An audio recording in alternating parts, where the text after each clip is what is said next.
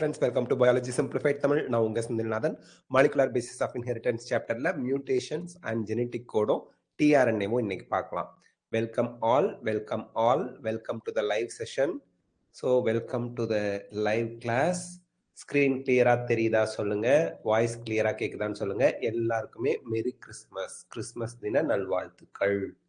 அனைவருக்கும் கிறிஸ்மஸ் தின நல்வாழ்த்துக்கள். ஓகேங்களா? மெரி Christmas to all. Welcome. Voice கிளியரா கேக்குதுங்களா? ஸ்கிரீன் தெளிவா தெரியுதுங்களா? கிளாஸ் ஸ்டார்ட் பண்ணலாமா? Happy Christmas. ஓகே, இப்போ நம்ம கிளாஸ் ஸ்டார்ட் பண்ணலாம். இன்னைக்கு கொஞ்ச நேரம் தான் கிளாஸ் பார்க்க போறோம். மியூட்டேஷன்ஸ் அண்ட் ஜெனடிக் கோடும், அதுக்கப்புறம் டிஆர்என்ஏ அதுவும் பார்த்துடலாம். இப்போ The relationship between genes and DNA are best understood by mutation studies. அதாவது ஜீன்ஸுக்கும் டிஎன்ஏக்கும் இடையில இருக்கக்கூடிய ரிலேஷன்ஷிப் என்னங்கிறத நம்ம தெளிவா புரிஞ்சுக்கிறதுக்கு மியூட்டேஷன் ஸ்டடிஸ் ஹெல்ப் பண்ணுது. சடன் சேஞ்ச், அதாவது டிஎன்ஏல தான் ஜீன் இருக்கு. டிஎன்ஏல இருக்கக்கூடிய ஒரு ஷார்ட் செக்மெண்ட், குட்டி செக்மெண்ட் தான் ஜீன் அப்படின்னு சொல்றோம். அந்த ஜீனுக்கும் டிஎன்ஏக்கும், அதாவது ஜீன்ல சேஞ்ச் வந்தா என்டையர் டிஎன்ஏலையும் சேஞ்ச் இருந்திருக்கும். அப்படிங்கிறதெல்லாம் தான் நம்ம இதுல பார்க்க போறோம். ஓகேங்களா? சரி, you have studied about mutation and its effects in chapter 4, principles of inheritance and variation la படிச்சிட்டீங்க. Effects of large deletions and rearrangement in a segment of DNA are easy to comprehend. அதாவது large portion delete ஆகி remove ஆகி போயிடுச்சு. ஒரு டிஎன்ஏல ஒரு large portion remove ஆகி போயிடுச்சுன்னா 2-3 character miss ஆயிடும். அப்ப அதை எக்ஸ்பிளைன் பண்றது, காம்ப்ரிஹெண்ட் பண்றது, எக்ஸ்பிளைன் பண்றது ஈஸி. அதே போல ரீஅரேஞ்ச் ஆயிடுச்சுனாலும் நம்ம ஈஸியா அதை கேரக்டர் ரீகாம்பினேஷன்ல நம்ம அதை எக்ஸ்பிளைன் பண்ணிட்டு போயிடலாம். But it may result in loss or gain of a gene and so a function. So it may result in, அதாவது எப்படி லார்ஜ் டெலிஷன்னாலேயோ ரீஅரேஞ்ச்மெண்ட்னாலேயோ ஒரு ஜீனே லாஸ் ஆயிடும், அல்லது ரீஅரேஞ்ச்மெண்ட் ஆகும்போது ஒரு ஜீன் கெயின் ஆகலாம். ஸோ லாஸ் ஆனிச்சுன்னா ஒரு ஃபங்க்ஷன் லாஸ் ஆயிடும், கெயின் ஆனிச்சுன்னா ஒரு ஃபங்க்ஷன் கெயின் ஆகும், எக்ஸ்ட்ராவா கிடைக்கும். The effect of point mutations will be explained here. இப்போ நம்ம பார்க்க போறது point mutation. Point mutation என்ன? A classical example of point mutation is a change in single base pair in a gene of beta globin chain that results in change of amino acid residue glutamate to valine, that is sickle cell anemia-வை ஏற்படுத்த போகுது. ஒரு amino acid sequence இருக்கு. அந்த sequence அப்படியே இருந்துச்சுன்னா அது நல்லா உருண்டையா பூரி மாதிரி அல்லது டிஸ்காய்ட் ஷேப்ல ரெட் பிளட் செல்ஸை ப்ரொடியூஸ் பண்ணும். நிறைய ஆக்சிஜனை அது கேரி பண்ணிட்டு போகும். அந்த சீக்வன்ஸ்ல குளூட்டமேட் அப்படிங்கிற ஒரு அமினோ ஆசிட்க்கு பதிலாக அந்த பாயிண்ட்ல சடன் சேஞ்ச், மியூட்டேஷன் நடந்து வேலைன் உக்காந்துச்சுன்னு வச்சுக்கோங்களேன். இப்படி இருக்கிற ரெட் பிளட் செல் அருவாள் மாதிரி, கதிரருவாள்னா இந்த நெல் சோளம் இதெல்லாம் அறுக்கிறதுக்கு யூஸ் பண்ற அரிவாள், அந்த கத்தி, அந்த ஷேப்புக்கு மாறிடும். இதால எவ்வளவு ஆக்சிஜன் கேரி பண்ணிட்டு போக முடியுமோ அந்த அளவுக்கு இதுல எஃபிஷியன்சி இருக்காது, குறைஞ்சு போயிடும். அப்ப அனீமியா, ஆக்சிஜன் சப்ளை செல்ஸுக்கு போகணும்னா அனீமியா வந்துடும். ஸோ அதைதான் நம்ம சிக்கிள் செல் அனீமியான்னு சொல்றோம். ஸோ ஒரு particular amino acid residue glutamate பதிலாக வேலைன் வந்துச்சுன்னா டிசீஸ்டு கண்டிஷனா மாறி போய் அதை சிக்கிள் செல் அனீமியான்னு சொல்றோம். Effect of point mutation that inserts or deletes a base in structural gene can be better understood by following simple example. Okay, so ஒரு particular point mutationல ஒரே ஒரு பேஸ் தான், ஒரு பேஸ் இன்சர்ட் ஆனா என்ன ஆகும் அல்லது டெலிட் ஆனா என்ன ஆகும் ஸ்ட்ரக்சரல் ஜீன்ல, அதை தான் இப்ப பார்க்க போறோம். Consider a statement that is made up of following words, each having 3 letters like genetic code. நம்ம அண்டர்ஸ்டாண்டிங்காக ஜெனட்டிக் கோட்ல இருக்கிற மாதிரி 3 லெட்டர்ஸ் இருக்கிற வார்த்தைகள் 4 இருக்கு. Ram has red cap. ராம் கிட்ட சிவப்பு கலர்ல ஒரு கேப் இருக்குது. இதுதான் இதோட மீனிங். இப்ப என்ன ஆகுதுன்னு பாருங்க.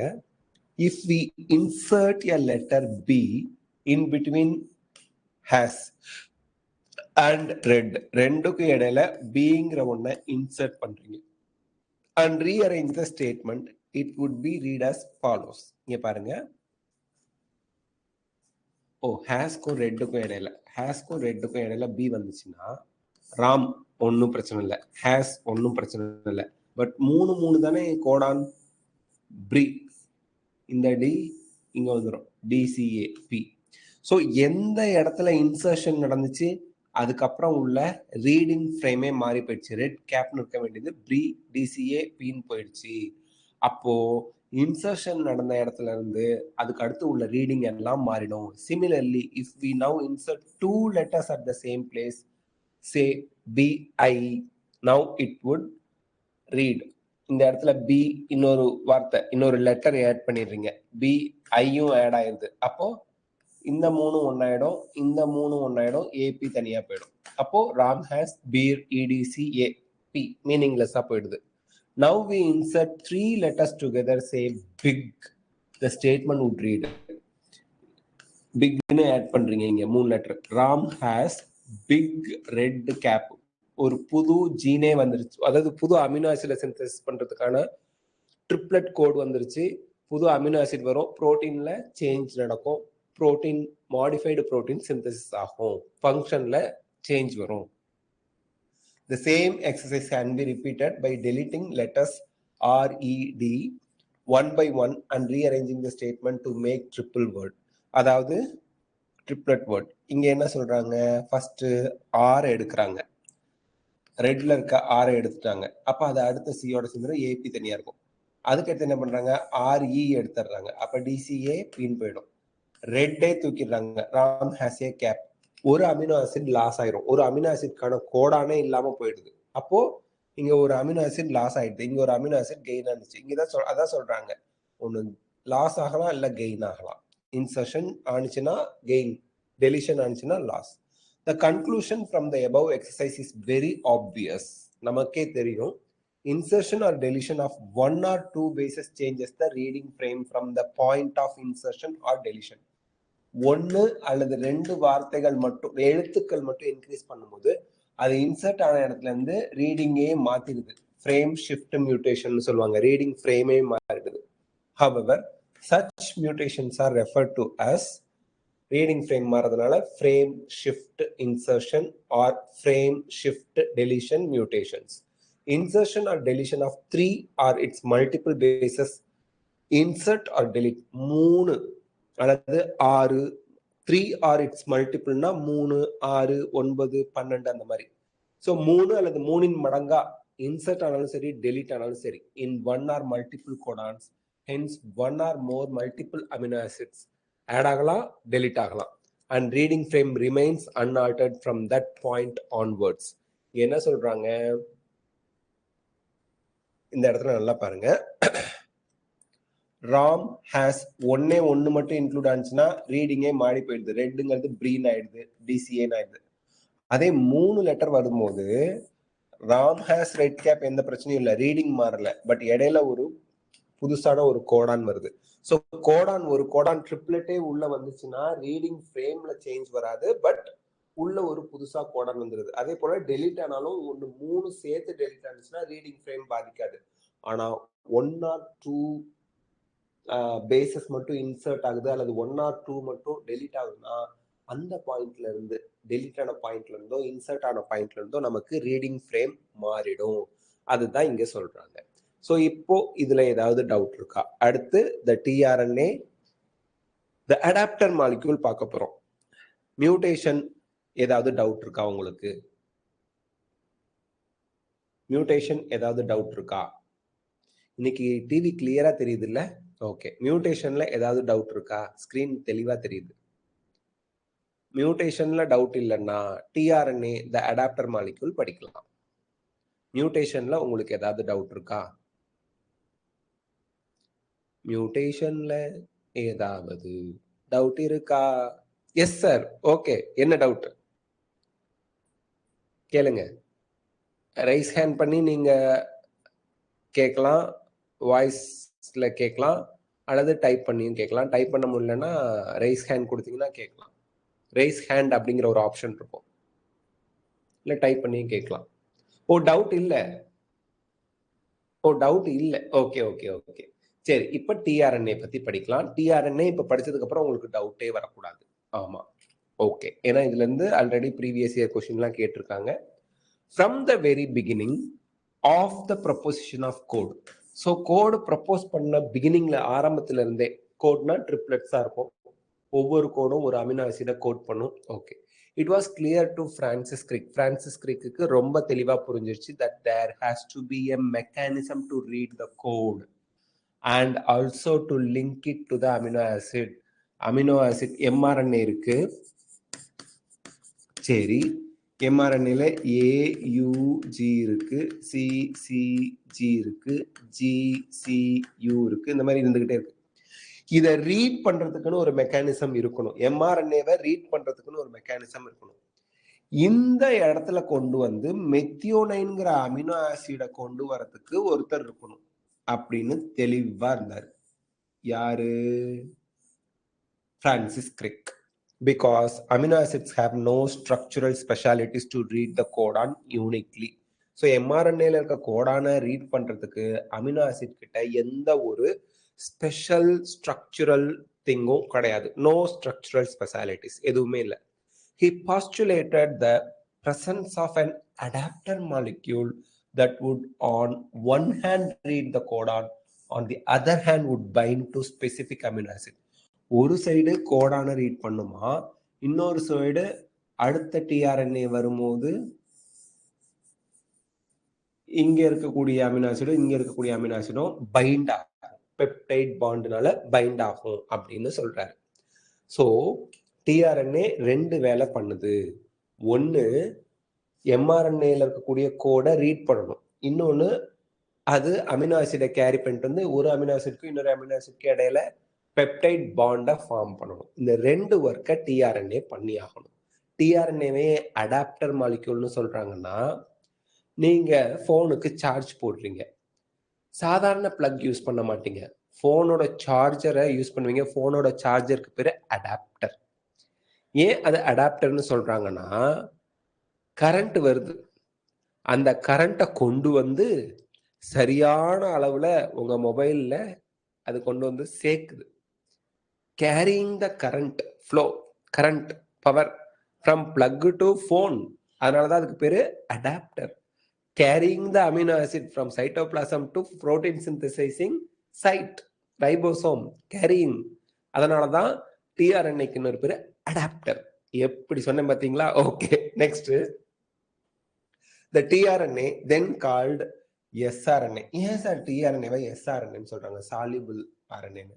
சாலிபிள் என்ன? சர்க்கரை தண்ணியில போடுறீங்க, சாலிபிள் கரைஞ்சு போயிருது, அப்புறம் சர்க்கரை கண்ணுக்கு தெரியுமா? தெரியாது. அது போல டிஆர்என்ஏ என்ன பண்ணும்? அமினோ ஆசிடை கேரி பண்ணிட்டு கொண்டு வரும். எம்ஆர்என்ஏவை ரீட் பண்ணி கரெக்டா அந்த அமினோ ஆசிடை கொண்டு வந்து வைக்கும். வச்சுட்டு அடுத்த டிஆர்என்ஏ அடுத்த அமினோ ஆசிடை கொண்டு வரும். ரெண்டு அமினோ ஆசிட் இடையில பெப்டைட் பாண்ட் ஃபார்ம் ஆகும்.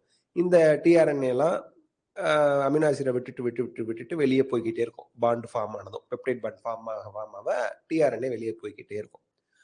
இப்போ என்ன ஆகுது? டிஆர்என்ஏ வெளியே, இந்த டிஆர்என்ஏ லெஸ் ஸ்டேபிள், சீக்கிரம் டிஸப்பியர் ஆயிடும். உள்ளதுலேயே ஹைலி ஸ்டேபிள் ஆர்என்ஏ யாருன்னா ஆர்ஆர்என்ஏ. லீஸ்ட் ஸ்டேபிள் யாரு அப்படின்னா டிஆர்என்ஏ. டிஆர்என்ஏ சீக்கிரமே டிஸப்பியர் ஆயிடும் ஒர்க்கை முடிச்சுட்டு. அதனால அதுக்கு இன்னொரு பேர் சால்யூபிள் ஆர்என்ஏன்னு வச்சாங்க, எஸ்ஆர்என்ஏ. அப்ப டிஆர்என்ஏக்கு இது வரைக்கும் 3 பேர் பார்த்துட்டோம். டிரான்ஸ்ஃபர் ஆர்என்ஏ டிஆர்என்ஏ, ரெண்டாவது அடாப்டர் மாலிக்யூல் ஏன்னா அமினோ ஆசிடை கொண்டு வருது, மூணாவது எஸ்ஆர்என்ஏ சால்யூபிள் ஆர்என்ஏ ஏன்னா லீஸ்ட் ஸ்டேபிள். ரொம்ப உள்ளதுலேயே ஸ்டெபிலிட்டி கம்மியா இருக்கிற 3 ஆர்என்ஏல இதுக்கு தான் ஸ்டெபிலிட்டி கம்மி. அதனால was known before the genetic code was postulated. Genetic கோடை சொல்றதுக்கு முன்னாடியே டிஆர்என்ஏவுக்கு சால்யூபிள் ஆர்என்ஏ எஸ்ஆர்என்ஏன்னு கூப்பிட்டாங்க. However, its role as an adapter molecule was assigned much later. Genetic கோட்லாம் கண்டுபிடிச்சதுக்கு அப்புறம் தான், ஜெனட்டிக் கோடு கண்டுபிடிக்கிறதுக்கு முன்னாடியே கண்டுபிடிச்ச எஸ்ஆர்என்ஏவை அடாப்டர் மாலிக்யூல்னு கண்டுபிடிச்சாங்க. இப்படி பார்த்தீங்களா? டிஆர்என்ஏவை பொறுத்த வரைக்கும் ஜெனட்டிக் கோட் கண்டுபிடிப்பதற்கு முன், ஜெனட்டிக் கோட் கண்டுபிடித்ததற்கு பின். ஜெனட்டிக் கோட் கண்டுபிடிப்பதற்கு முன் அது எஸ்ஆர்என்ஏ soluble RNA.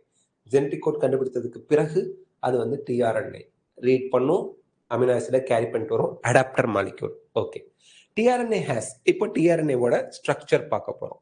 tRNA has an anticodon loop. இந்த இடத்துல you should be very very careful.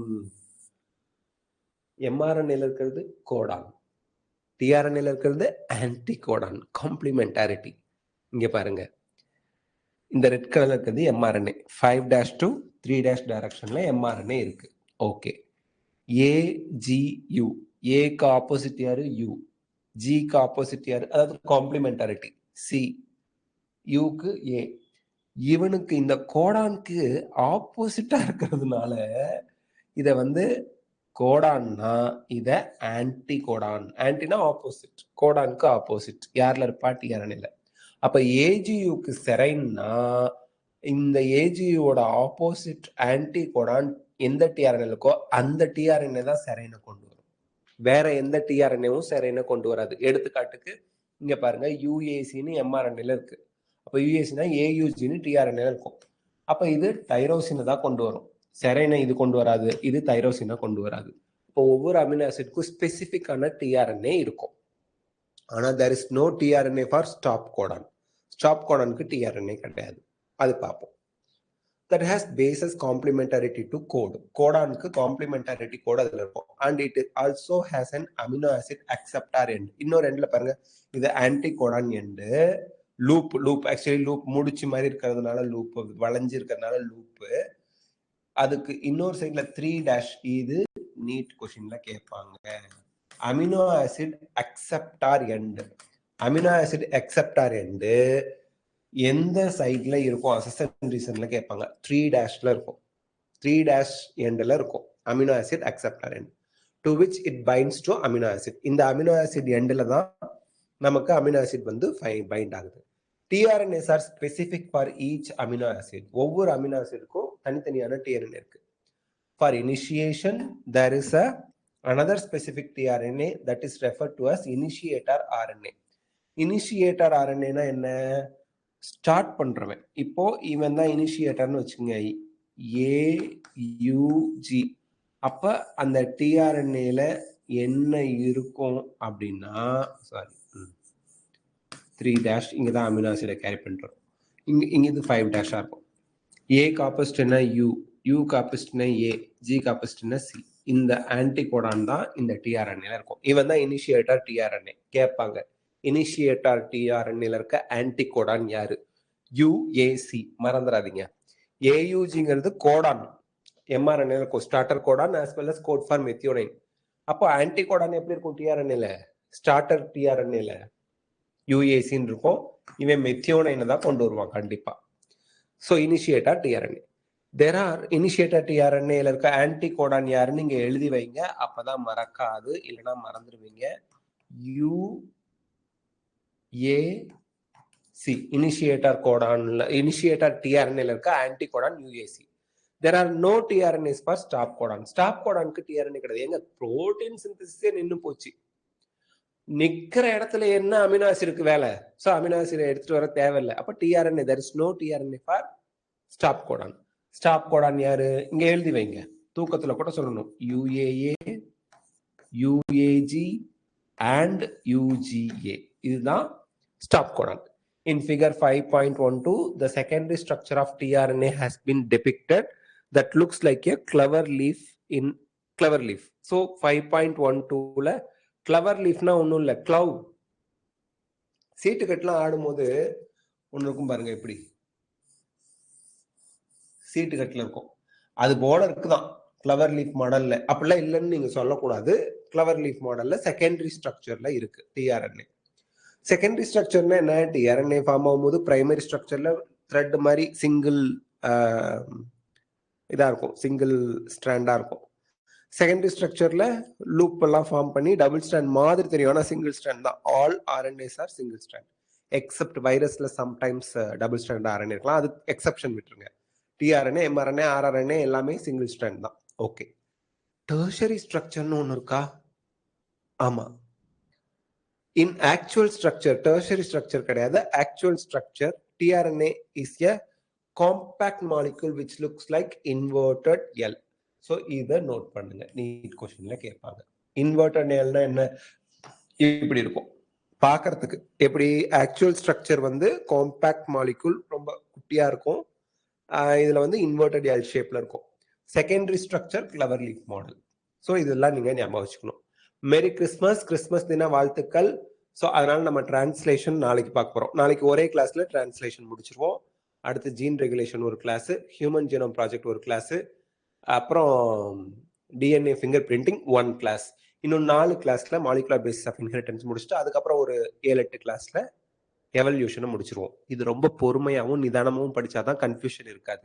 அதனால தப்பா எடுத்துக்காதீங்க. அண்ட் மெரி கிறிஸ்மஸ். கிறிஸ்மஸ்க்காக நம்ம இன்னைக்கு கொஞ்ச நேரம் மட்டும் கிளாஸ் வச்சிடறோம். இயேசு நம்ம எல்லாரையும் காப்பாத்துவார். ஆமா, எம்மதமும் சம்மதம், எல்லா கடவுளும் ஒரே கடவுள், அப்படிதான் நம்ம நினைக்கணும். ஓகேங்களா? All the best, best of luck, god bless you. ஏதாவது டவுட் இருந்தா கேளுங்க, இல்லைன்னா போய் கிறிஸ்மஸ்க்கு படிச்சு என்ஜாய் பண்ணுங்க, ஸ்டடி பண்ணிக்கிட்டே என்ஜாய் பண்ணுங்க. அது பிஃபோர் டெக்ஸ்ட்.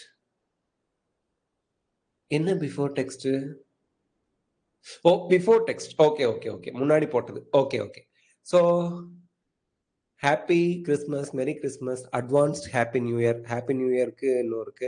நம்ம வந்து யூடியூப்ல ஸ்டடி சேலஞ்ச் நாளையிலேருந்து போட போறோம். நமக்கு இங்க ஆப்ல கிளாஸ் போயிட்டு இருக்கோம். ஸ்டடி சேலஞ்ச் நாளையிலேருந்து ஆரம்பிக்கிறோம். 26ஆம் தேதியிலேருந்து ஜாயின் பண்ணிக்கோங்க. ஸ்டடி சேலஞ்ச் என்னன்னா principles of inheritance, molecular basis of inheritance, evolution, அதாவது genetics and evolution unit, human physiology unit, plant physiology unit, அதுக்கப்புறம் பயோடெக்னாலஜி யூனிட். இந்த 4 யூனிட்டை நம்ம இந்த ஜனவரி 4க்குள்ள நாளையிலேருந்து 26 டு 4ஆம் தேதி 26, 27, 28, 29, 30, 31, 1, 2, 3, 4 10 டேஸ்ல 4 யூனிட் ஸ்டடி சேலஞ்ச் வைக்கிறோம்.